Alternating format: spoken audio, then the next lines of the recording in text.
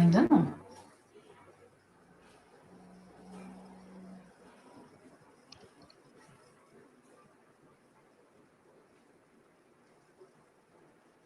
Apareceu, agora apareceu.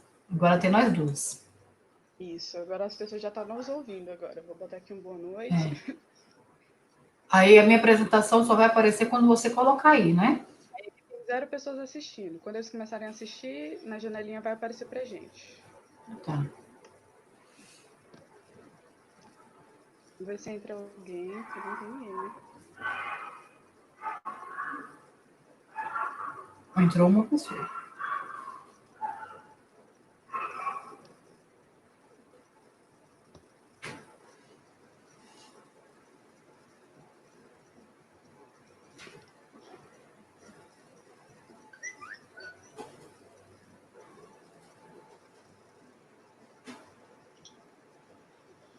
Legal, não vai aparecer ninguém.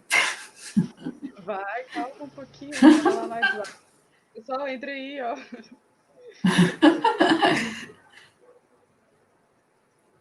Ai, pra mim não tá aparecendo.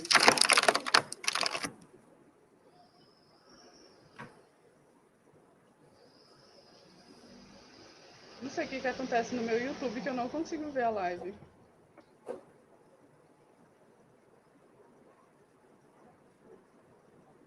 Ué, o meu tá entrando, normal.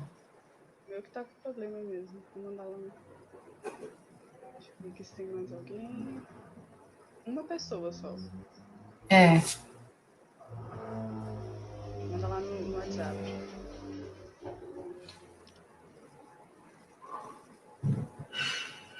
Me manda o link no... Peraí, rapidão.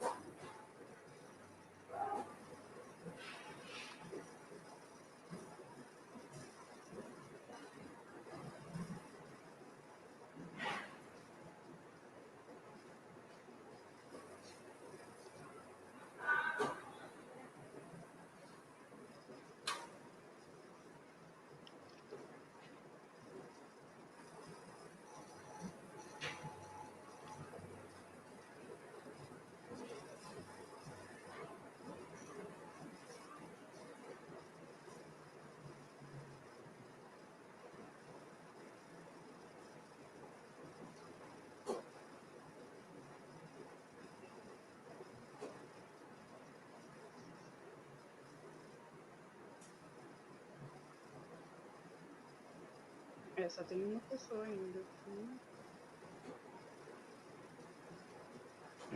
É o Guilherme. Esse Guilherme Villanova é o Benjamini, o Minhoca? Não, Não, né? é outro.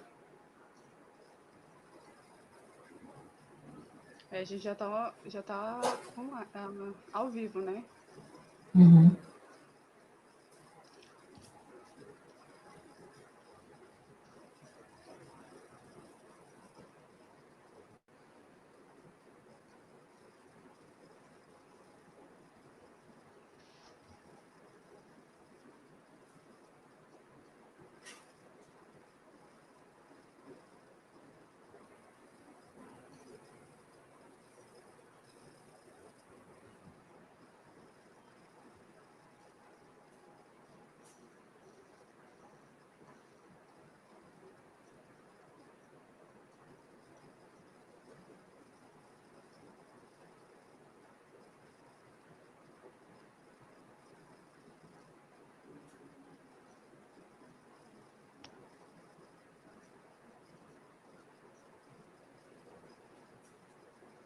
Uai, no Insta botaram a data errada? Será? Do sorteio? Do sorteio? Deixa eu Tá ver. falando? Dia 29, tá escrito. Tá errado, então. É, Menos tá errado. Aí a gente vai avisar.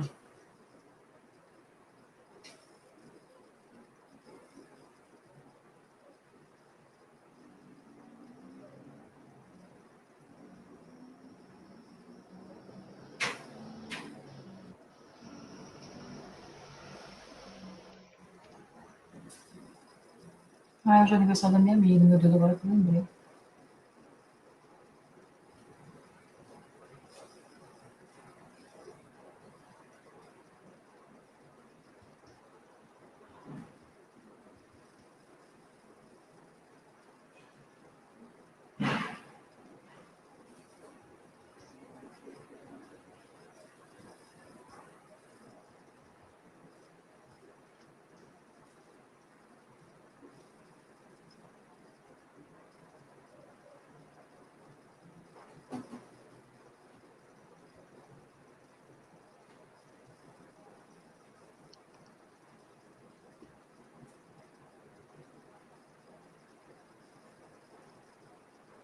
Acho que a gente pode ir começando, Flávia. Já tem algumas pessoas?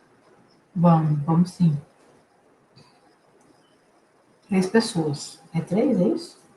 Isso. Pessoal, vocês estão conseguindo ouvir direitinho? Daqui a pouquinho a gente começa. Vou esperar só mais uns 5 minutinhos. Vocês podem dar um ok aí nos comentários.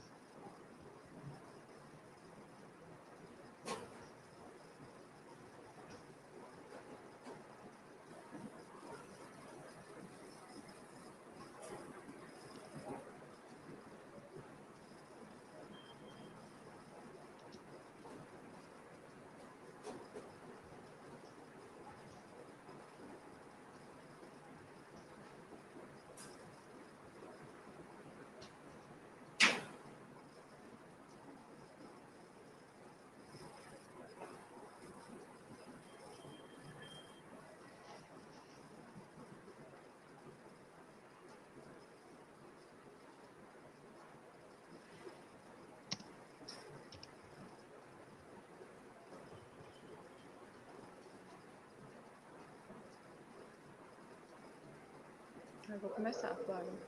Tá. Boa noite, sejam bem-vindos. Meu nome é Lohane, eu sou graduando do curso de Geologia pela Universidade de Brasília. Eu sou membro ativa do GREGEL desde 2017.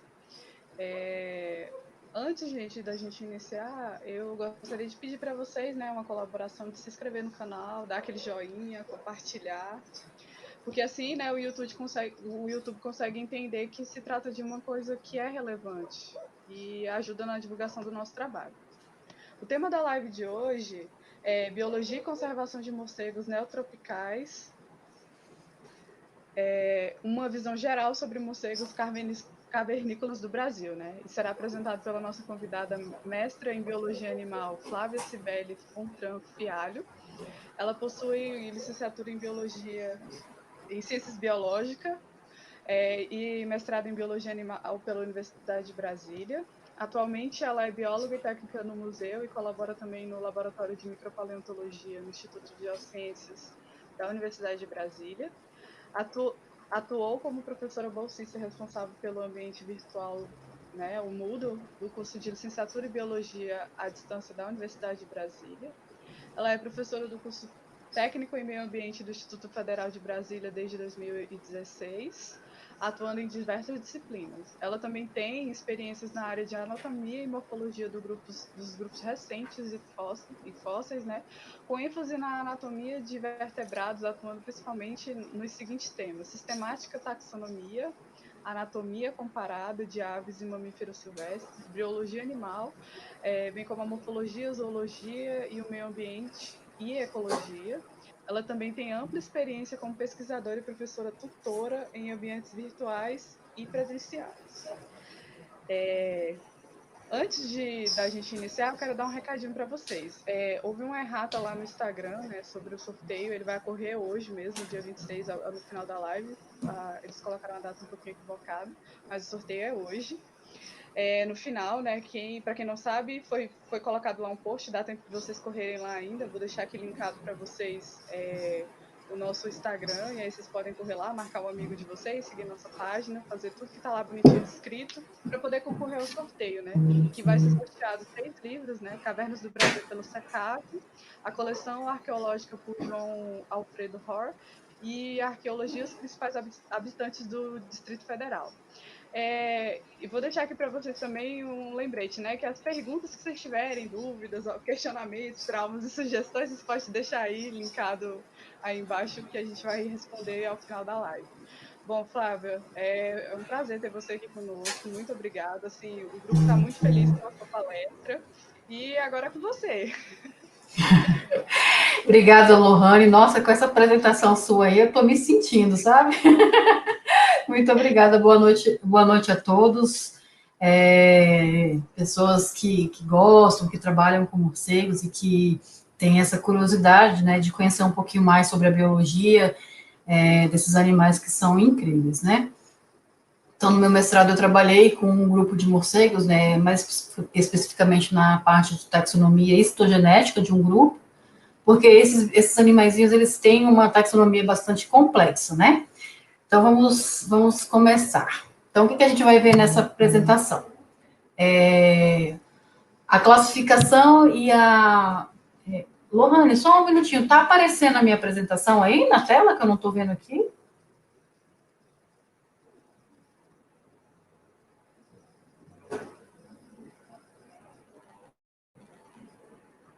Tá aparecendo a apresentação, né? Então tá, vamos lá. Então, vamos falar sobre a classificação e a diversidade de morcegos. Vamos falar sobre a origem e a evolução dos quirópteras, as características gerais, vamos falar das principais espécies que ocorrem em cavernas e um pouquinho sobre a conservação dessas espécies. Então, sobre a classificação e a diversidade dos morcegos, né? Então, a ordem Quiróptera é uma palavra que vem do grego, né, que é mão, e ptero, que é asa, ou seja, né, um grupo de mamíferos, né, que possui asas, né, que é essa origem dessa asa, ela é diferente, né, das asas das aves, por exemplo, né, ela é uma extensão das mãos, né. Então, além disso, eles representam 25% de todos os mamíferos que ocorrem no mundo, cerca de 1.116 espécies ocorrem no mundo inteiro, 7 delas ocorrem somente em registro fósseis, dentro da ordem, possuem 19 famílias, 65 gêneros e 175 espécies. A origem e evolução dos quirópteros, né? Muitos estudos atualmente mudaram, né, a parte dessa sistemática da taxonomia dos morcegos, né? Antes eles eram divididos apenas em megaquiróptera e microquiróptera, e alguns estudos recentes sobre a genética, né, dessas espécies colocam os morcegos dentro da ordem Lausithéria, junto com alguns carnívoros, como os pangolins, alguns ungulatos ímpares, e até os cetáceos, né? Os artiodátilos, né, que são representantes, são elefantes, tal, e cetáceos, golfinhos, etc., peixe-boi, etc. Então, aqui, antigamente, eles eram divididos apenas em 2 grupos, né, que eram as megapitelias, que tinha apenas um gênero, né, que era o gênero daquele morcego da raposa voadora, né, e as demais espécies que ocorriam apenas no Novo Mundo, todas elas dentro da superordem Microptera. Então, algumas evidências genéticas apontam a Megaquiroptera desde o início do Eoceno, há 56 milhões de anos atrás, um grupo, eles eram colocados dentro das principais linhas de micropteras, né? E 2 novas subordens foram baseadas em dados moleculares, que é a IAM Esse nome é um pouco complicado de falar. Iampitorquiroptera, que inclui a família das raposas voadoras, né, que era antigamente Megaquiroptera, e bem como as outras famílias Rhinolophidae, Esposidoridae, enfim, essas outras famílias que também pertenciam aos Megapteras. E a outra nova superfamílias que estão os morcegos, né, que eram conhecidos antes como Micropteras, e agora a superordem se chama Iambochiroptera, que inclui o restante de todas as outras famílias, né? Que tem como alguns caracteres importantes o uso da ecolocalização. E essa ecolocalização, né, que é uma forma dos morcegos se guiarem, né, no voo. Tem gente que fala que o morcego é cego, mas isso não é verdade. Pelo contrário, eles têm uma excelente localização, né, por conta dessa característica. Né, e essa inclusão nesses dados moleculares colocam esse grupo dentro do Iambochiroptera. Né? Então, vamos falar um pouquinho dessas duas superordens, né? Então, muita gente conhece, assim, não existe essas espécies aqui, né, no Brasil. Eles eram divididos entre Velho Mundo, Novo Mundo. Eles ocorrem mais lá em Austrália, enfim. Então, são morcegos grandes, né? A gente chama de mega morcegos, né? E eles estão dentro dessa superordem, né? E algumas pessoas dividiam eles, falavam que eles eram grupos irmãos, mas na verdade ele é um grupo monofilético, né, com um ancestral comum, né? Então, os micropteros são morcegos menores, né? E eles também eles não têm garra no segundo dedo, como os megapteras. Outra característica eles possuem o trago, que é essa estrutura aqui dentro da orelha, né? Os olhos são menores, eles possuem uma dieta geralmente insetívora. E algumas espécies um pouco maiores, eles se alimentam de outros pequenos vertebrados, como aves, lagartos, sapos, peixes, ou até os morcegos menores. E as únicas 3 espécies de microquiróptera que se alimenta de sangue, que são os morcegos hematófagos, elas vivem aqui na América do Sul e na América Central. Então, as 3 espécies hematófagos que ocorrem da América do Sul, elas ocorrem aqui no Brasil. Então, um pouquinho da história evolutiva dos morcegos, né? Então, existem poucas evidências fósseis. Por quê? Porque são ossos frágeis, difíceis de fossilização, né? E foram encontradas apenas 3 espécies, 3 gêneros, né, de espécies fósseis no Eoceno. Uma delas é o Australopithecus cracai, que é uma espécie extinta, monotípica de morcego microptera, né? Também do Eoceno, datado de 54 milhões de anos atrás, né? E ele é um morcego antigo do hemisfério sul, né? Eles falam, né, dos antigos mudos, eles viviam em florestas e áreas pantanosas. Também eram insetívoros. O outro grupo é o Phalaenopteris, que também é um morcego extinto do Eoceno, da Europa e do Oriente. Eram encontrados em sítios de Messel, na Alemanha, né? Eles eram caracterizados por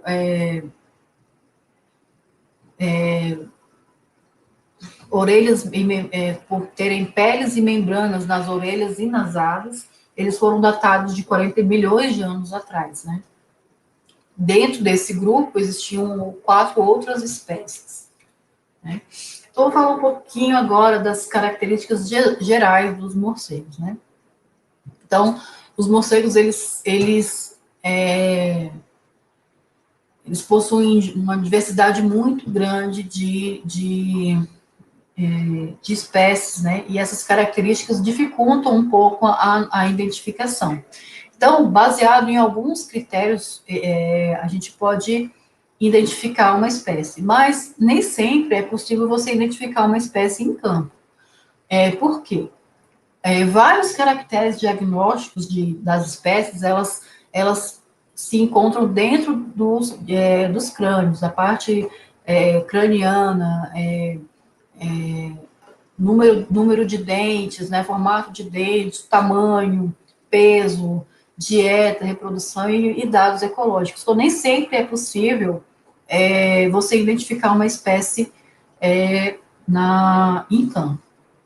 Então, o morcego, ele tem aqui, vou mostrar cada uma das partes aqui, essa prolongação aqui, né, que a gente chama de primeiro dedo, que é o polegar, né, é um caractere morfológico que é importante, porque algumas espécies você tem ele mais desenvolvidos, outros ausentes, né. Então, aqui a gente tem, então, o primeiro dedo, o segundo, o terceiro e o quinto dedo, né. Aqui é a orelha, que também é um caractere diagnóstico pelo tamanho, ponta da orelha, o trago, presença e ausência do trago também é um caractere diagnóstico. Presença e ausência de folha nasal também é diagnóstico. E o uropatágio, né, que ele pode ser de vários formatos, eles podem ter formatos em V, ele pode ser menor que a cauda, pode ter ausência ou presença de cauda.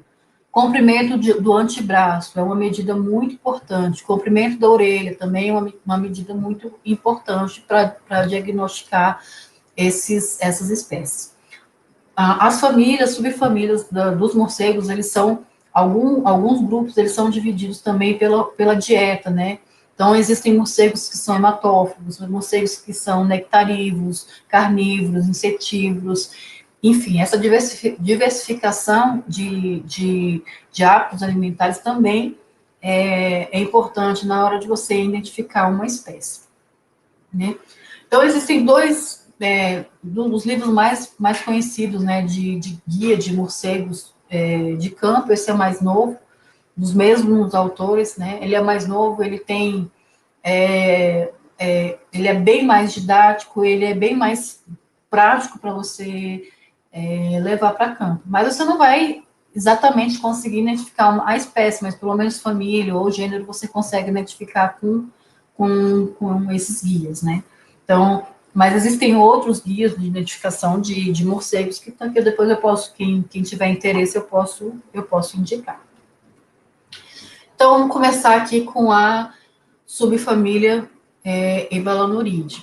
Bom, eu coloquei alguns exemplos, na verdade, eu coloquei um exemplo de cada família e subfamília, porque, assim, são muitas espécies, mas, em geral, as espécies, mesmo dentro de gêneros, elas podem variar nesses caracteres, por isso que eu estou falando.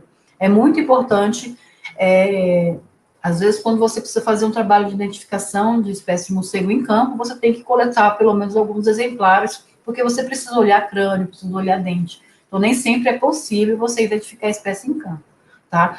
Eu falo isso porque no meu mestrado eu fui trabalhar com um gênero, com 4 espécies, né, que é o gênero Artibeus.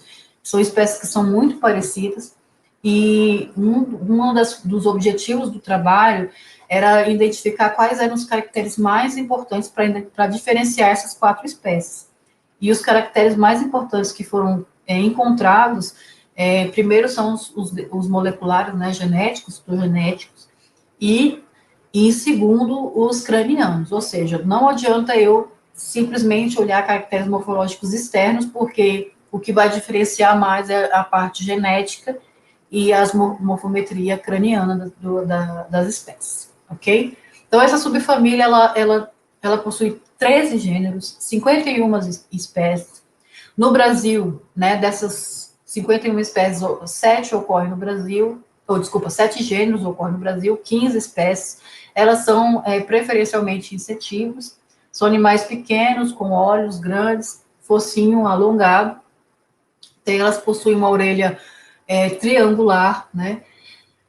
Bem característica desse grupo, pontiaguda ou arredondada. Então, dependendo do gênero, né, do grupo, ela pode ter esses dois tipos de características. E ela possui a membrana longa ou mais alongada que as pernas. Quando eu falo membrana, eu me refiro a essa membrana aqui que a gente chama de uropatágio, tá? Você vê que essa espécie não tem cauda. Então, é uma característica, essa uropatágio triangular aqui, que dá essas características aqui, e ela vem assim abaixo da perna, né? Então, é uma característica que você pode ajudar a identificar essa subfamília.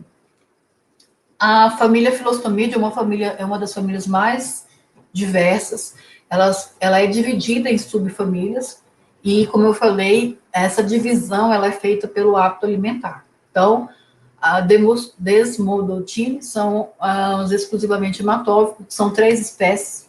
Glossophagidae são os nectarívoros, a gente consegue identificar facilmente também, principalmente pelo tamanho da língua, né, que é uma língua super, super grande, né, bem semelhante a uma língua de um beija-flor, né. A Filostomini, que são animais que se alimentam de pequenos vertebrados e alguns se alimentam de insetos. Caroline, são frugívoros e insetívoros, e os Sternomatini, que são a subfamília que eu trabalhei, né, que são os artibeus que são exclusivamente frugívoros. Então, começando aqui com os hematófagos, Demostini.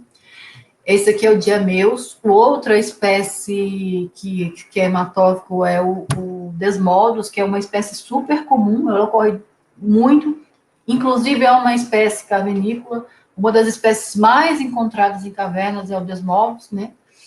Então, eles têm algumas características importantes, eles não têm folha nasal, porque é uma coisa que eu esqueci de falar da família Philostomide. Filo significa folha, né? Então, esse nome filo veio da presença da folha nasal. Mas nos demostinos, que são os hematófagos, essa folha nasal ela está ausente, né? Eles têm um focinho, uma folha, né? Eles chamam focinho reduzido e circular. O Desmodus, esse focinho, ele tem um formato de ferradura, né? Então, ele é um focinho curto, ele é bem visível isso. Uma outra característica dessa espécie é a ponta da asa, que ela é branca, né? Ela tem essa pontinha branca. Tem a ausência de calcânio, né? Então, isso é uma das características. Então, ela é muito simples, né, de identificar essas espécies. O Glossophagidae, que são os hematófagos, os nectarívoros, os cupos, que são animais que se alimentam de néctar, né, e pólen. Uma característica desse grupo é o uropatágio estreito, né, semicircular, com franjas de pelos pouco desenvolvida na margem livre, né, essa margem aqui. Ela possui uma folha nasal pequena, né, e arredondada nas pontas. O antitrago é ausente, ou seja, não existe, né? Focinho longo, essa largura aqui, né, do focinho, ele é mais projetado para frente. Os lábios superiores, eles não têm rugas. As rugas, elas também são características, mas a gente vai ter esse caractere principalmente no grupo dos carolines, né, que são os carolias, que também é um grupo de morcegos que é bastante presente em cavernas. Ele tem uma abundância muito grande, né? Então, a gente vai ver que essas verrugas que eles possuem no lado superior e inferior, ele é um caractere diagnóstico para esse grupo, né? Então, os filostomines também é um grupo que é um pouco fácil de identificar, porque eles têm algumas características que são bem específicas deste grupo, né? A folha nasal, a base da folha, ela tem um formato de uma taça, né? Eles são morcegos que são os maiores morcegos que tem no Brasil, né? Eles possuem uma orelha grande, né? E oval. Tá vendo aqui que ela é oval. O trago, ele é pequeno, tá vendo aqui, ó? Ele é bem pequeno, alongado e pontiagudo, né? Então, são essas características que distinguem esse grupo. Eles são animais que comem pequenos vertebrados, eles podem comer lagartos, pequenas aves, até morcegos menores, eles se alimentam de diversos pequenos vertebrados. Aí agora, Caroline, lembra que eu falei desse grupo, que é um grupo bastante diverso. Ele é um morcego pequeno, ele possui o lábio inferior apresentando verrugas centrais e as menores em formato de V. Então, você viu verruga aqui no lábio inferior, formato de V, Carol, é um morcego pequeno, ele possui o potágio também pequeno e com esse entalhe aqui arredondado na parte distal, também bastante característico da espécie. É uma espécie frugívora e insetívora, muito abundante e bastante presente em cavernas também. Agora, esses são os meus queridinhos, são os animais que eu trabalhei, né, o grupo que eu trabalhei, né, no meu mestrado. Então, para quem tiver interesse em olhar minha dissertação, o título é Análise Morfométrica, Morfológica e Citogenética de morcegos do gênero Artibos, né? Então, eu analisei 4 espécies desse gênero. Então, os artigos, para mim, eles são os mais fofos, eles são bem bonitinhos, ele tem essa listra rostral aqui, que é bastante característica, ele tem um olhinho bem bonitinho, você olha assim para isso, dá vontade de apertar, porque ele é bem bonitinho. Ele tem, dorsalmente, ele tem, porque tem alguns Sternodermatini que tem uma listra no dorso, né? Esse grupo não tem, tá? A listra dele é só aqui no rostinho. Uropatágio em formato de V e a cauda ausente, né? Essa orelha também, ele tem algumas espécies possuem a borda da orelha meio amarelada. Aqui nessa foto não dá para ver direito, mas alguns grupos isso é bem fácil de verificar. No meu trabalho eu percebi que isso existe uma variação dessa coloração.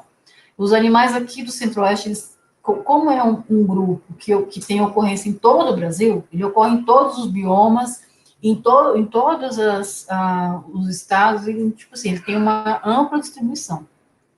Mas foi feito um trabalho muito parecido com o meu na Amazônia, e os animais da Amazônia são menores do que os daqui da América Central. E essa coloração amarela nesses animais da Amazônia são mais evidentes do que os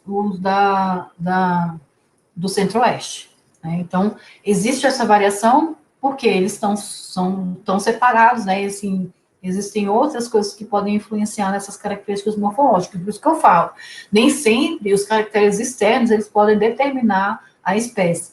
Existem um Artibulus, né, que é o Planihospis, que ele é exatamente muito igual o Lithoratus. Ele tem algumas diferenças muito pequenas, principalmente na morfologia craniana, e na citogenética também, eu encontrei diferença, mas você olha um e olha o outro, você não sabe a diferença, você não consegue diferenciar, né? Com exceção dos cinereus, que é um artigo muito pequeno, né, que ele é bem pequeno, inclusive eu acho que ele até mudou de gênero, ele não é mais artigo, por conta disso, né, ele é bem diferente. Os outros que eu estudei, eles têm características muito, muito próximas, né? Por isso que eu aconselho não identificar a espécie diretamente no campo, é sempre bom você coletar, olhar a coleção, as coleções, para você poder ter certeza da identificação da espécie, né? Agora, entra na família Mormopide, eles são morcegos, eles apresentam olhos pequenos, eles têm um lábio expandido, com abas e dobras, eles têm alguns pelos espessos em volta desses lábios. Existe a ausência da folha nasal, então não tem a folha nasal. E no Brasil existem 4 espécies, né? Uma coisa que é muito interessante, né, que vai ajudar bastante na identificação, é que as asas, ela é unida ao corpo. Então, você consegue diferenciar por conta disso, né? Mas eles são bem diferentes, assim, são morcegos que, assim, você olha e você consegue identificar facilmente, até porque tem poucas espécies, né? São só 4, né, espécies que ocorrem aqui no Brasil. A família Noctilonidae, ela, ela só tem algum gênero e 2 espécies, né, que ocorrem no Brasil. O lábio superior leporino, ou seja, ele tem uma fenda aqui, né? Se divide em uma dobra vertical. Ele tem a cauda mais curta que a membrana interfemoral, né? E os calcâneos e as garras são bem desenvolvidas. Então, essa é bem característico do grupo. Essa, eles são esse grupo são morcegos pescadores, né? Eles se alimentam de peixes. Eu tinha até esquecido de colocar isso aqui. Eles, se você colocar noctílio no Google, você consegue ver algumas espécies pescando, né? É bem interessante esse grupo. Família Furipteridae, apenas 2 gêneros, são espécies pequenas também, elas são estritamente insetívoras, não possuem folha nasal, polegar reduzido. Lembra, né, daquele polegar que é esse dedinho aqui, que é o primeiro dedo. Nessa espécie ele é bem pequeno, e no Brasil ocorre apenas a espécie Furipterius onris, que é essa espécie aqui, né? Então, aqui, ó, mostrando aqui o polegar bem reduzido.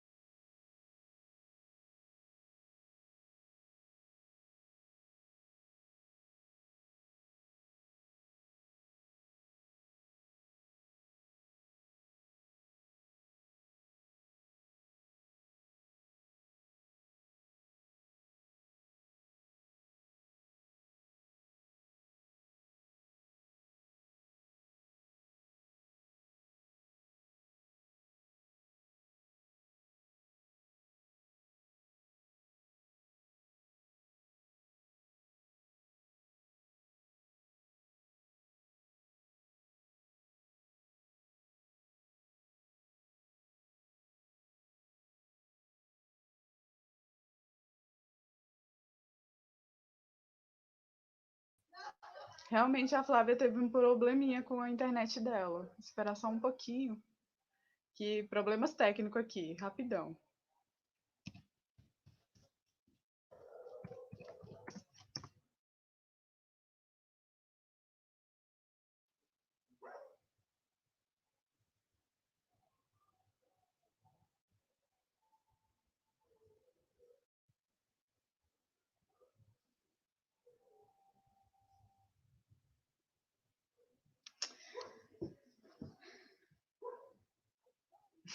Oh, ela mandou lá no comentário, ela tá vindo já. Calma só um pouquinho.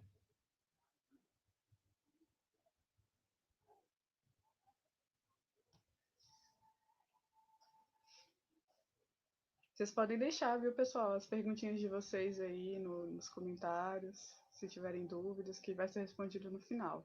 E lembrando, quem não tá sabendo que vai ter o sorteio no final da live, entra lá no nosso Instagram, que lá tem todas as regrinhas de como é que faz para participar do sorteio, né? O que precisa fazer.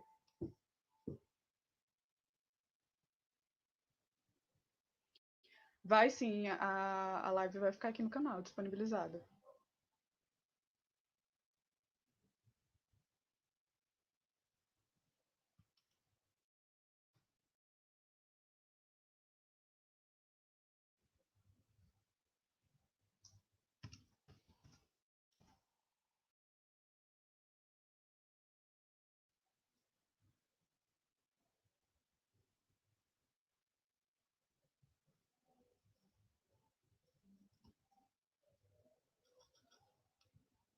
Será? Ela voltou, ela voltou. Desculpa. Deixa eu coisar aqui de novo, peraí. Agora vai. A gente parou. Onde que a gente parou? Deixa eu dar uma olhadinha aqui.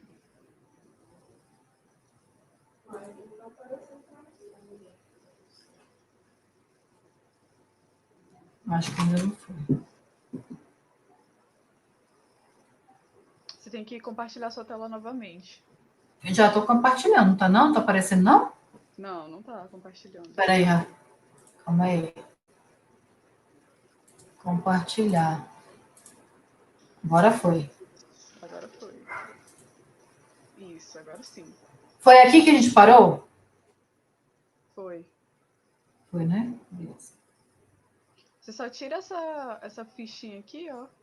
Isso, né? Isso. Isso, que o pessoal deve estar... Nossa, tira esse negócio. E aí, tá? Vamos lá, vamos voltar. A gente parou nessa aqui, não foi? Isso. Uhum.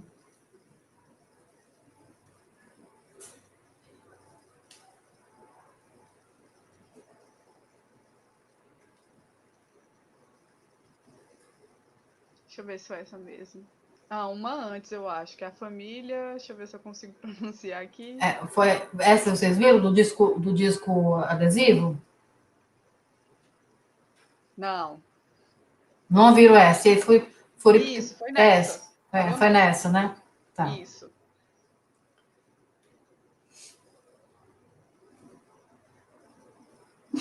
Estão perguntando como é que nasce um morcego. Oh, meu Deus. Morcego é mamífero também, uai.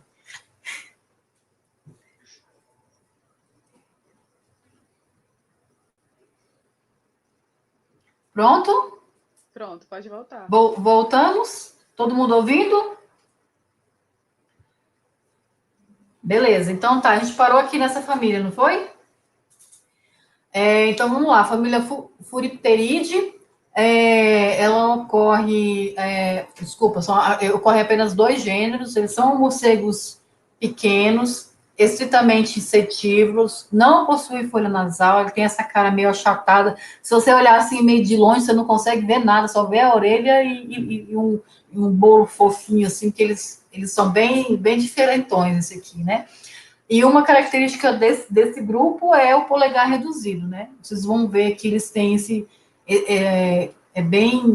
bem pequenininho e ele é incluso dentro da asa. Você não vai ver quase esse polegar.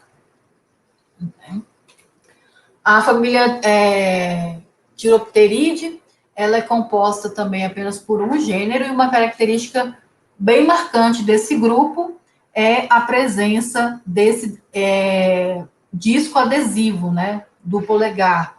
Ele é meio ovalado. E para que serve isso? Então, esse grupo é o único grupo de morcegos que consegue ficar aderido em superfície, como se eles fossem tivessem grudados, né, na parede. Então, eles conseguem ficar de cabeça para cima, eles não ficam de cabeça para baixo, como os demais grupos, né? Então, eles têm essa característica que é bastante interessante. A família Natalide são morcegos pequenos também, restritos à região neotropical, e ele tem a presença de uma glândula que não é tão visível também, essa glândula ocorre apenas nos machos, e ela está localizada no focinho, né? Não, na figura não dá para ver, então não é uma característica fácil, né, de identificar. Os molosसीdeos, que é um grupo também bastante diverso, são morcegos insetívoros. Eles possuem a cauda livre, isso ultrapassando o urupatágio, então é uma característica também bem tranquila, porque são os únicos no grupo que possui essa cauda livre.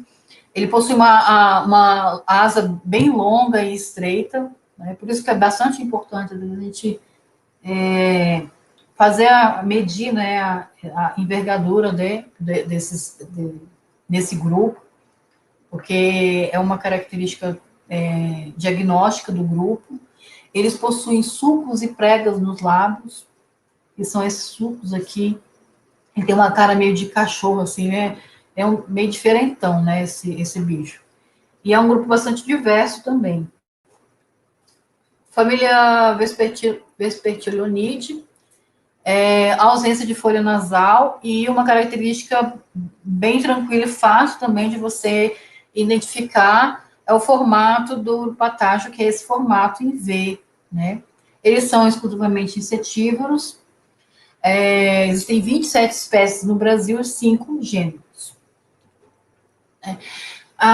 Bom, eu vou deixar disponível para vocês a apresentação para auxiliar quem tiver mais interesse também.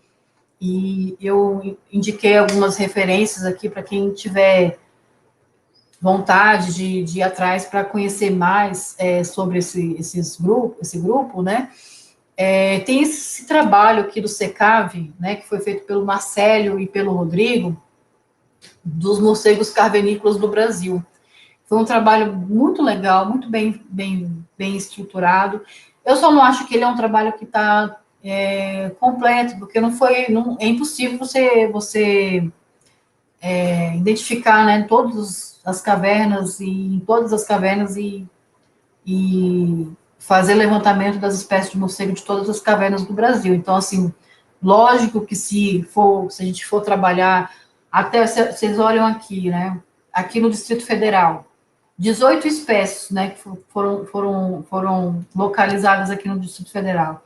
Quantas cavernas a gente tem no Distrito Federal? Tem muitas cavernas. Eu tenho certeza que se a gente for pesquisar, o Grupo Gregel for pesquisar a fauna de morcegos do Goiás e do Distrito Federal, a gente vai encontrar muito mais, né, muito mais espécies. Mas já fica a dica aí para quem quiser ler esse artigo, é um artigo bem legal, e mostra quais são as principais espécies, né?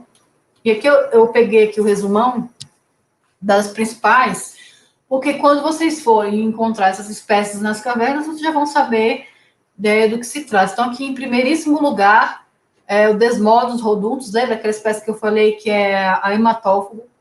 Ela é muito fácil de identificar, porque ela tem esse nariz de ferradura aqui, e ela é uma das mais encontradas. Também da família Philostomide, né? Tem nesse caso, eles não têm folha nasal, mas vocês vão encontrar a maioria das espécies que vocês vão encontrar em cavernas, elas são da família Philostomide. Segundo lugar aqui é a Carolha, que Carolha ela tem em tudo quanto é lugar. Eu vi que tem uma pergunta aí, ele tem morcego que é exclusivo de caverna? Não. Esses morcegos, todos os morcegos, a maioria desses morcegos, eles ocorrem. Eu sei que tem um morcego que ele ocorre preferencialmente em caverna, que é a Locofila, que inclusive é uma espécie ameaçada, né? A professora Ludmila, da Universidade de Brasília, estuda esse animalzinho, esse bichinho, né? Mas, por exemplo, Desmodos, ele ocorre em tudo quanto é lugar que você vai achar esse bicho. Carolha também. Glossophylla soricina é um morcego, nectarívoro, se alimenta de néctar, tem uma importância ecológica super importante, ocorre em florestas, ocorre em áreas abertas, ocorre em áreas residenciais. Aqui em Brasília tem muito dessas espécies, tanto ela como os artigos vivem na cidade também. A dífila, que é outra espécie hematófaga também, ela ocorre ela não é exclusiva de caverna. Quiropteros também, ele ocorre em florestas. Então, assim, nenhuma dessas espécies que eu estou vendo aqui, com exceção do Fructérios, que é uma espécie que ela não é muito fácil de achar, ela ocorre em florestas também, mas aquela a Loncophila que eu falei para vocês, essa espécie aqui que a professora Ludmila estuda, é uma espécie que vocês vão achar muito em caverna, porque preferencialmente, ela gosta desses ambientes, tá? Mas todas as espécies que estão listadas aqui, elas não ocorrem só em cavernas, elas ocorrem em outros lugares também, tá? Esse outro trabalho aqui, eu estou colocando aqui, eu não vou comentar desse trabalho, a gente pode fazer uma outra live, um outro momento, para a gente conversar sobre esses temas, que são os temas dos morcegos de cavernas, assim. Esse trabalho é de um amigo meu, do Hernani, ele acabou de voltar de fora, ele fez o pós-doc dele em Londres, ele trabalhou com morcego de caverna, com base em dados ecológicos de variação de longitude e latitude, né? Então, quais são os locais de cavernas que podem ocorrer mais morcegos de morcegos, né? As espécies ocorrerem através dessas elevações de baixas e altas latitudes, né? É um trabalho bem legal que a gente pode discutir também mais para frente. Quem quiser, tá aqui a referência para vocês lerem. É um trabalho super legal que eu super indico. Com relação à conservação, né, das espécies de morcegos, existem muitos mitos, muitas lendas, né, sobre os morcegos. As pessoas têm muito medo. Agora, então, com a Covid, é mais uma lenda, né, sobre os morcegos. Então, as pessoas acham que todos os morcegos transmitem doenças, como a raiva, como outras doenças, inclusive a Covid, que todos os morcegos vão chupar seu sangue, são vampiros e vão te transformar num morcegão, enfim, né? São lendas e mais lendas que vocês ouvem, né, de pessoas que realmente não têm conhecimento da importância ecológica dessas espécies, né? Que são espécies que estão extremamente ameaçadas, porque quando você destrói o ambiente dessas espécies, tanto florestas como cavernas também, né? Então, não existem só ação antrópica em áreas florestais, né? Existem muitas cavernas que estão sendo destruídas por mineração, né? E quando você destrói esses ambientes, você também está destruindo o local que esses animais vivem, né, se alimentam. Então, existem muitos morcegos na cidade porque eles foram perdendo os seus ambientes e aí eles vão cada vez avançando mais, né? Então, eles são importantes. Por que eles são importantes? Primeiro, porque eles são polinizadores, né? 25 estudos, né, indicam que 25% de uma floresta, ela é polinizada e existe a dispersão de sementes e pólenes através de morcegos. 500 espécies de plantas e 96 gêneros são polinizados por morcegos, né? Também existe uma questão do controle natural de inseto. Um morcego insetívoro, ele come 500 mosquitos por hora, 2 vezes o peso dele, né? Também tem a questão do guano, né, que são as fezes dos morcegos, que é rica em nitrogênio, então ela é importante para a agricultura, né? E os morcegos são objeto de pesquisa em diversas áreas, sistemática, ecologia, taxonomia, genética, na área de epidemiologia, na área da medicina veterinária, enfim. Os morcegos, eles são importantes por diversos motivos, né? Então, a gente que trabalha com essas espécies, e que a gente tem contato com essas espécies de alguma maneira, a gente tem o dever, né, de proteger, de levar o conhecimento para que as pessoas não fiquem matando morcegos. Eu já fui várias vezes chamados em vários locais para matar, né, entre aspas, matar morcego que entrou na casa, um morceguinho pequenininho, insetível, que entra por conta da luz, aí a pessoa quer matar, né? Lá na minha casa, direto entra morcego, eu simplesmente abro a janela e deixo eles irem, né? Eu que invadi o ambiente deles, então eu tenho a obrigação de, de dar espaço para eles também, né? Então, o ICMBio, né, que é o Instituto Chico Mendes de Conservação, né, das Espécies, participei também desse trabalho, que foi avaliação das espécies de morcegos do Brasil. Então, foram 177 espécies de morcegos foram avaliadas, né, em vários critérios, para saber, né, se elas estão ou não ameaçadas, né? E dessas 177 espécies, 5 espécies, inclusive a lonconfila, que é uma espécie que ela é uma espécie que vocês vão encontrar bastante em caverna, é uma espécie que está bastante ameaçada, né? A professora Ludmila trabalha com esse grupo, quem tiver interesse, quem for da biologia, tiver interesse em trabalhar com esse grupo, pode procurar a professora Ludmila na UNB, né? Esse trabalho do ICMBio está disponível na página para quem tiver interesse de conhecer, né, essas espécies. A Rita Surrage, que é minha colega, ela não está mais no ICMBio, ela aposentou, mas existem outras pessoas que estão trabalhando com essa questão da avaliação das espécies de morcego, principalmente de cavernas, né? O ICMBio tem o plano de ação, né, para a conservação dessas espécies, então quem tiver interesse em trabalhar com esse grupo, ou com esse tema também, tem esse caminho a seguir, né? Bom, gente, eu acho que é isso. Estou à disposição para perguntas. Obrigada. Flávia, eu que agradeço. Eu vou só parar de compartilhar com sua tela. Então, vamos lá para as perguntas, né? A galera fez... Vamos para as perguntas. Eu vi. A primeira pergunta foi a minha, você já respondeu, né? Se é necessariamente todo morcego é cavernícola.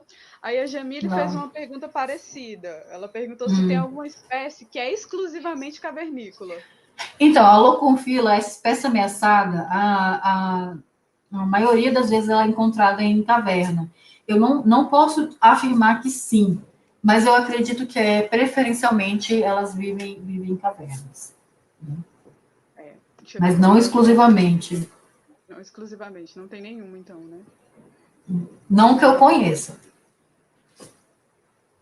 Como que nasce um bebezinho morceguinho? Morceguinho, foi a pergunta do Dalci. Então, vocês sabem que os morcegos são mamíferos, né? Então, eles são mamíferos placentários, então eles têm a mesma forma de gerar, né, um bebezinho morceguinho como qualquer outro mamífero. São bem fofinhos. São bem fofinhos, né? Já vi. Eles parecem uns ratinhos, na verdade, né? Não, tadinhos. O Renato Travoso, ele perguntou se tem algum trabalho, né, sobre paleonídeos brasileiros utilizando alguma espécie ritualística ou mesmo como alimento. Olha, eu não conheço, Renato, mas se você pesquisar, você vai achar. Por quê? Eu sei que naquele mercado lá da China, eles vendem morcegos para comer. Os chineses comem morcegos. Agora, eu não sei se alguém já teve coragem de fazer um trabalho sobre isso. Né? Seria interessante. Uma outra pergunta da Jamile também, acho que é a última. Você acha que a criação do ICON e do SICOM é uma ferramenta interessante para a conservação de cavernas? Essas são ferramentas do ICMBio, né? São aquelas ferramentas de monitoramento, né? Eu acho que é isso que ela está falando. Sim, são importantes, sim. São ferramentas, inclusive, uma das cabeças, né, que criou esses projetos, né, que foi o meu ex-chefe do ICMBio, que é o Onildo, professor, na verdade ele é doutor, né, o doutor Onildo, que é irmão do professor Miguel Marini, não sei se vocês conhecem, o professor Miguel Marini da biologia, trabalha com aves.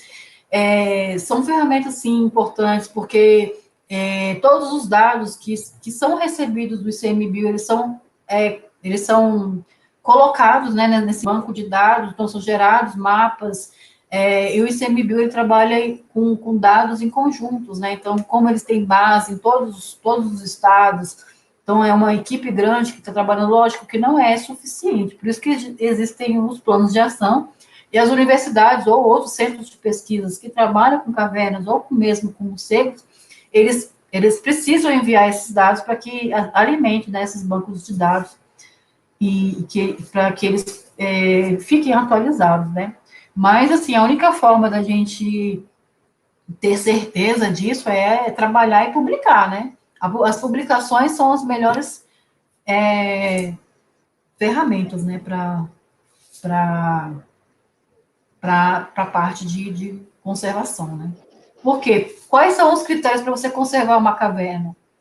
Além da parte geológica, as espécies que ocorrem também é um critério importante para a conservação das cavernas, né? Lógico que existem outras coisas que a gente avalia quando você vai colocar uma caverna como relevante, né, para a conservação, né? Sítio geológico, a parte geológica, né, presença de fósseis na cavernas, beleza exuberante, todos esses critérios são critérios para conservação, né, de cavernas. Mas, obviamente, que cavernas que ocorrem, espécies ameaçadas, como a Loconfila, são cavernas que estão dentro como é que se diz, do mapeamento, né, de conservação dessas cavernas, né? Elas estão inclusas, né, nessas cavernas que precisam ser conservadas. Não sei se ficou claro. O Renato fez mais uma pergunta, né? Ele quer saber, e na questão da histoplasmose, né? Na pesquisa de morcegos. Então, Renato, eu não trabalho muito com essas questões de epidemiologia. Eu tenho até uma amiga que é a Fernanda Mergulhão, que trabalha com epidemiologia, ela é médica veterinária. Eu posso perguntar isso para ela depois e responder posteriormente. Me manda um e-mail para eu pesquisar, ver se tem alguma coisa a respeito. Mas essa parte de epidemiologia eu não sou não sei muito, assim, eu sei que uma das questões mais importantes, né, dessa questão epidemiológica, atualmente é a Covid, né, então fizeram vários testes genéticos, né, para saber se realmente o coronavírus veio do morcego, mas depois descobriram que foi o pangolim. A raiva é uma doença que é bastante estudada com morcego. A histoplasmose, eu não tenho certeza, tá? Eu vou perguntar. Sim, Fernanda? Sim. Tá, minha amiga Fernanda está dizendo que sim. Está dizendo que sim. Inclusive, eu estou na casa dela, que é a minha amiga que é veterinária, que trabalha com isso, ela disse que sim. E essa foi a última pergunta, né? Então eu acho que eu posso fazer aqui, gente, é o sorteio, né? Tão esperado sorteio, né? Dos 3 Sim, livros que a gente vamos. vai estar sorteando, que é o Sim. Cavernas do Brasil pelo SECAV, a coleção Deixa esse o Cavernas do Brasil ser o último a ser sorteado, que ele é o mais interessante. Ok. Deixa eu ver se Então, eu tenho a capa. Deixa eu ver se eu tenho a capa dele aqui para a gente compartilhar com o pessoal. Peraí, deixa eu abrir aqui.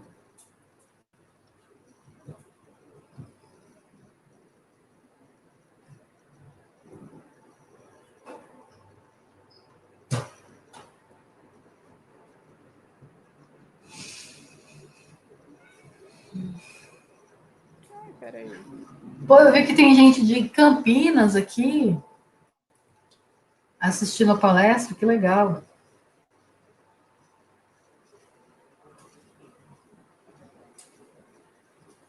Então a gente vai sortear 3 nomes, né? Isso. Okay. Então, qual é o primeiro livro que você vai sortear? É o do padre lá? Pode ser. O da coleção arqueológica? Da coleção arqueológica do padre Alfredo Ror. Isso, Alfredo Ror. Vai ser esse, então. Você tem a Tá. capinha aí? Eu mandei, peraí, eu acho que eu mandei no grupo, deixa eu ver, que eu tô tentando achar aqui, cadê? Peraí, rapidão. Eu vou mandar para você, tá? Fica mais fácil mandar para você ou você quer que eu compartilhe aqui? Você mostra, porque eu não consigo compartilhar duas telas ao mesmo tempo. Aqui nesse eu não consigo. Tá, peraí, rapidão.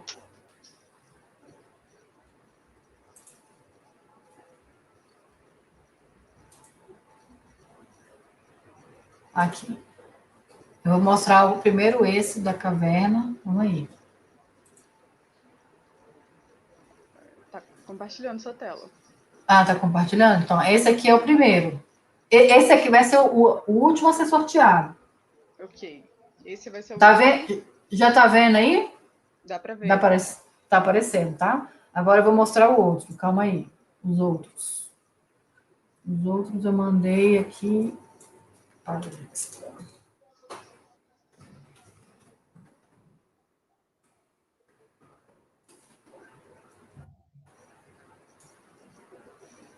Então, esse vai ser o primeiro. Uhum. E, e esse, O o segundo. segundo. O segundo. E o da caverna, o terceiro. Ok. Beleza? Beleza.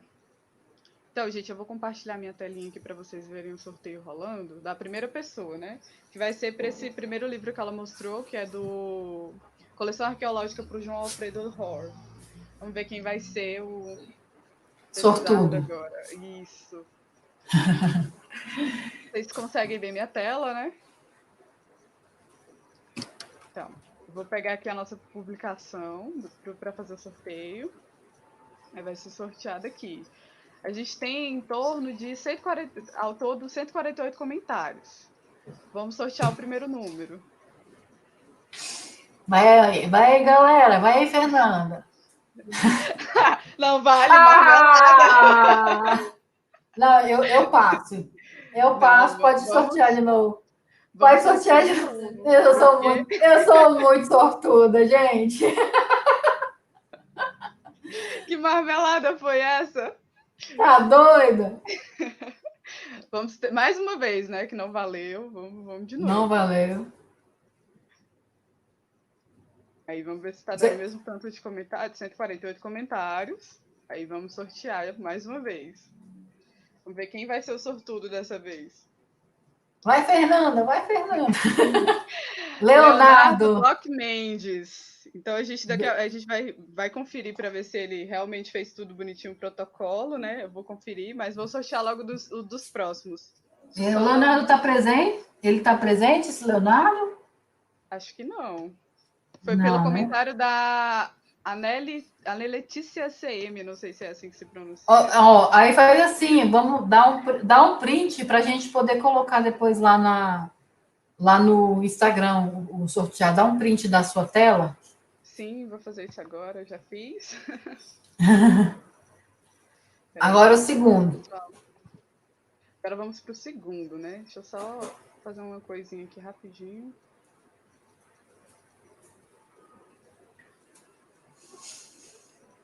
Agora vamos para o segundo aqui.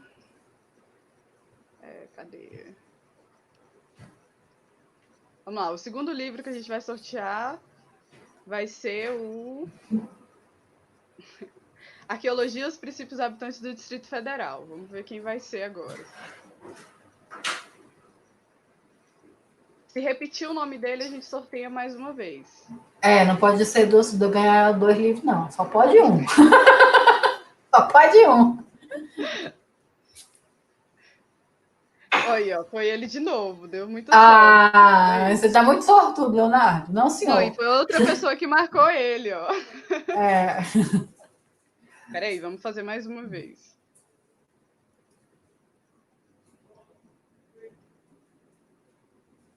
Agora, se fosse o livro do Cavernas, eu não ia abrir mão, não. É isso que eu queria. Vou fazer aqui mais uma vez. Vamos ver quem vai ser aqui. O segundo foi o Matheus Muniz. Matheus Muniz. Ele tá aí? Tá presente, Matheus? Tira aí o print aí. Isso. Agora vamos para o último, né? Para o livro mais esperado, né? Que é o do Secave, né? Do Secave.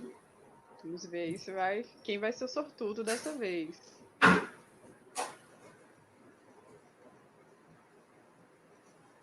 Quem será? Quem será? Agora a gente tem só que confirmar se os ganhadores fizeram tudo certinho, né? Porque se não tiver, a gente vai ter que sortear de novo. Deixa eu dar uma olhadinha aqui para ver. Daqui a pouquinho eu dou uma olhadinha para ver se está certinho. Vamos sortear o último para ver.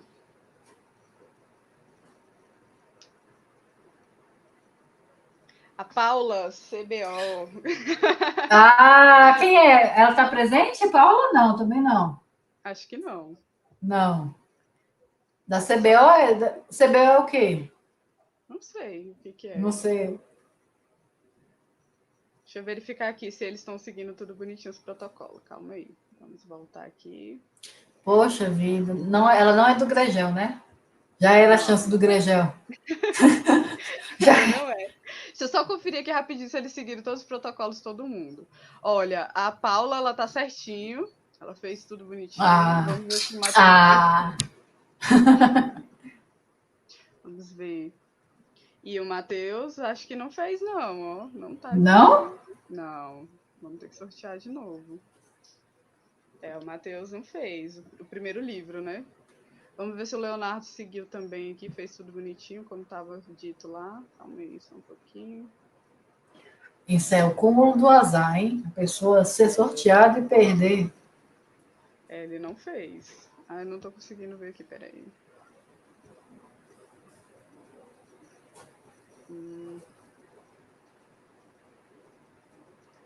É só o Matheus mesmo que não... Não fez direitinho. Então, vamos lá, vamos sortear o outro livro. Matheus perdeu. Matheus, vacilou. Não foi dessa vez, mas aí vamos fazer uma última vez. Calma, deixa eu só compartilhar minha tela mais uma vez. Peraí, rapidinho. Selecionar aqui a guia, né?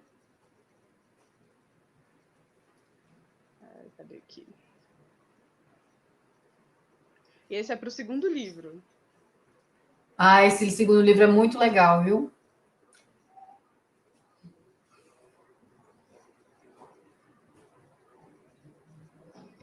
Tô compartilhando minha tela? Eu nem sei, deixa eu olhar aqui.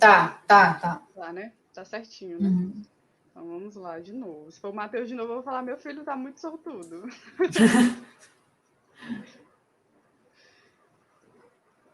Podia sortear alguém que tá assistindo a live, né?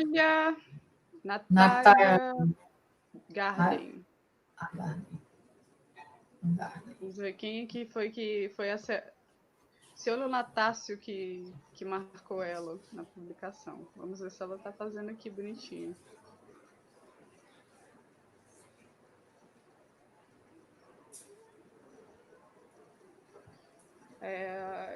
Ela conta privada, eu não consigo visualizar esse. Sim. É a Natália. Deu certo, então? Deu certo. Então, beleza. O Gregel tem esses 2 livros, ou Lohane? Não, a gente não tem. Tá, eu vou mandar para vocês, então, 2 também, já que ninguém do Gregel ganhou. E o da Caverna, aí o ganhador do livro da Caverna, que é a Natália, né? Depois a gente Paula. tem... a Paula, ela tem que me procurar para ver como é que a gente faz para entregar os livros. Eu vou... E os demais, na verdade, eu podia fazer assim, eu podia deixar todos os livros lá na entrada do IG, e aí vocês lá do Gregel podem passar lá para pegar. Mas aí eu tenho que esperar chegar o livro da Caverna que está vindo de São Paulo para mim. Então, quando chegar, eu aviso o pessoal lá no Gregel. Beleza? A gente vai entrar em contato com os ganhadores para saber direitinho como é que eles fazem para poder pegar. Ou então, se eles não forem de Brasília, pega o endereço, a gente manda pelo correio. Eu mando pela UNB. Uhum. Tá bom? Beleza, gente, eu quero agradecer a todos vocês que estiveram até aqui com a gente. Muito obrigada. Flávia, muito obrigada também pela sua palestra, por disponibilizar o seu tempo para a gente. Assim, foi muito gratificante. Obrigadão. Que bom. Eu que agradeço. Pessoal, não esquece, viu, de seguir, compartilhar, fazer todo aquele esquema do YouTube para ajudar a gente aí na nossa divulgação. E é isso, gente. Boa noite. Obrigada. Boa noite. Tchau, tchau.